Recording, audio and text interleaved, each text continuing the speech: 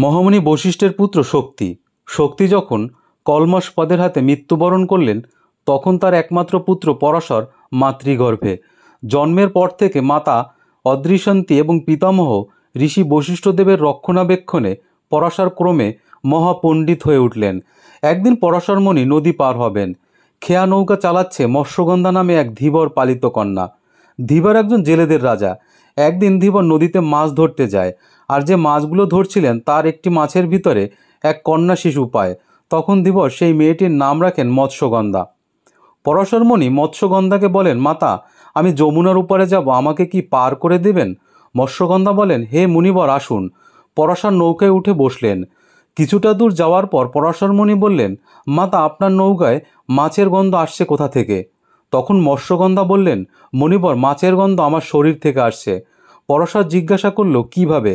মৎস্যগন্ধা বললেন, আমার জন্ম হয়েছিল মাছের ভেতরে, আর জন্মলগ্ন থেকে আমার শরীর থেকে মাছের গন্ধ আসে। পরাশর মুনি বললেন, মাতা, আপনি নদী পার করে আমাকে সহায়তা করেছেন। আপনি যদি চান, আপনার উপকারের ফলস্বরূপ আমি আপনার জন্মলগ্ন থেকে অর্জিত করা এই মাছের গন্ধ আমার যোগ তপস্যা শক্তি তেজর্ভূষি দ্বারা দূর করতে পারি। সংস্কৃত ভাষায় ধোঁয়াকে ভূর্ষি বলা হয়। মৎস্যগন্ধা তখন বললেন, আমি আপনার নিকট কৃতজ্ঞ হব। পরাশর মুনি বললেন, কিন্তু আপনি আমার তেজস্বর্ষী ধারণ করতে অক্ষম হইবেন, যার ন্যায় আপনার কোলে এক পুত্র সন্তানের আবির্ভাব হবে। তখন মৎস্যগন্ধা বললেন, হে মহর্ষি, আমি একজন কুমারী মেয়ে। পরাশর মুনি বললেন, এতে আপনার কুমারিত্বের কোনো ক্ষতি হবে না। মৎস্যগন্ধা তখন চিন্তা ভাবনা করে বললেন, ঠিক আছে মহর্ষি। অতঃপর পরাশর মুনি বললেন, মাতা, সামনে একটি দ্বীপ দেখা যাচ্ছে, ওইখানে নৌকা স্থির করুন। অতঃপর মৎস্যগন্ধা যমুনার মধ্যবর্তী সেই তীরে নৌকাটি স্থির করলেন। নৌকার এক পাশে মৎস্যগন্ধা, অন্য পাশে পরাশর অবস্থিত ছিলেন। তৎক্ষণাৎ মহর্ষি পরাশর নৌকার ওপর থেকে তপস্যা শক্তি দ্বারা তেজর্বশী উৎপন্ন করলেন এবং পরাশরের কল্যাণে ওই কন্যার গায়ের মৎস্যগন্ধ দূর হলো। তখন তার নাম হলো পদ্মগন্ধা। কিন্তু পদ্মগন্ধার কোলে এক পুত্রের আবির্ভাব হয়। তখন পরাশর ওই পুত্রের নাম রাখেন কৃষ্ণ। যমুনার মধ্যবর্তী এক দ্বীপে জন্মগ্রহণ করেছেন বলে তার অপর নাম দ্বৈপায়ন। মৎস্যগন্ধা ওই পুত্র সন্তানকে নিয়ে ধীবর রাজগৃহে চলে যায়। পদ্মগন্ধার কোলে নবজাতককে দেখে ধীবর প্রশ্ন করলেন, পুত্রী, তোমার কোলে এই শিশু এলো কোত্থেকে? পদ্মগন্ধা তখন বিস্তারিত খুলে বলে। কিন্তু ধীবররাজ বলেন, পুত্রী, তুমি কুমারী, এই শিশু তোমার কাছে থাকলে তোমার বিবাহ অসম্ভব। তখন পদ্মগন্ধা বলল, পিতা, আমি আর কি করতে পারতাম? ধীবররাজ বলল, চলো পুত্রী, যার শক্তিতে এই শিশু আবির্ভূত হয়েছে সেই নিশ্চয়ই কোনো সমাধান দিতে পারবে। অতঃপর ধীবররাজ এবং পদ্মগন্ধা পরাশর মুনির আশ্রমের উদ্দেশ্যে প্রস্থান করলেন। আশ্রমে গিয়ে ধীবর রাজমহর্ষি পরাশরকে বোঝালেন এবং পদ্মগন্ধা বললেন, মহর্ষি, আমার এই পুত্র সন্তানকে আপনার রক্ষণাবেক্ষণে রাখুন। তাকে আপনার মতো একজন মহর্ষি মহাপণ্ডিত হিসাবে গড়ে তুলুন। হে মহর্ষি, আমি নিরুপায়। আমার এই সন্তান আমার কাছে থাকলে আমার সতীত্ব নিয়ে প্রশ্ন উঠবে। তখন মহর্ষি পরাশর বললেন, দাও মাতা। ওই পুত্র হস্তান্তর করার পর পদ্মগন্ধার নাম হয় সত্যাবতী। পরবর্তীকালে হস্তিনাপুরের রাজা শান্তনু সত্যাবতীকে বিয়ে করেছিলেন।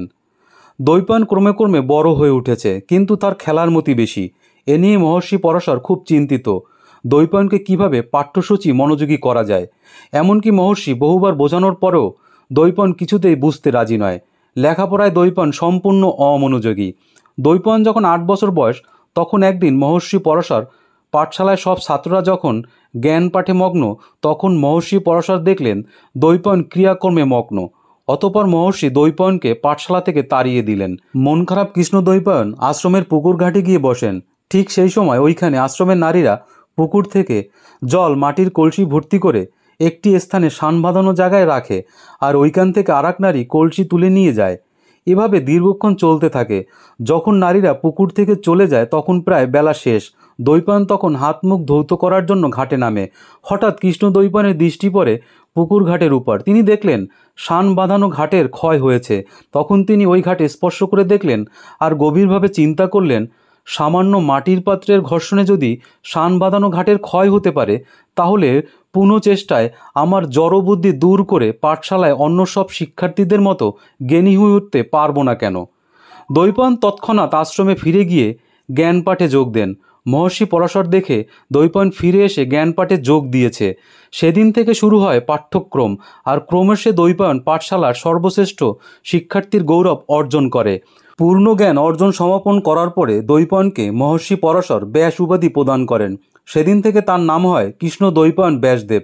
কিছুদিন পর ব্যাসদেব যোগ তপস্যায় লিপ্ত হয় এবং কঠোর তপস্যা করে। তপস্যায় ব্যাসদেব পূর্ণরূপে আধ্যাত্মিক শক্তি লাভ করে এবং নিজেকে তত্ত্বজ্ঞানে জ্ঞানান্বিত করে মহাজ্ঞানী স্বীকৃতি অর্জন করে। ধন্যবাদ বন্ধুরা, আজ এ পর্যন্তই। ভিডিওটি ভালো লাগলে চ্যানেলটি সাবস্ক্রাইব করে আমাদের সঙ্গে থাকবেন। বন্ধুরা সবাই সুস্থ থাকুন, ভালো থাকুন। কমেন্ট করে আপনাদের মহামূল্যবান মতামত জানাতে কিন্তু ভুলবেন না।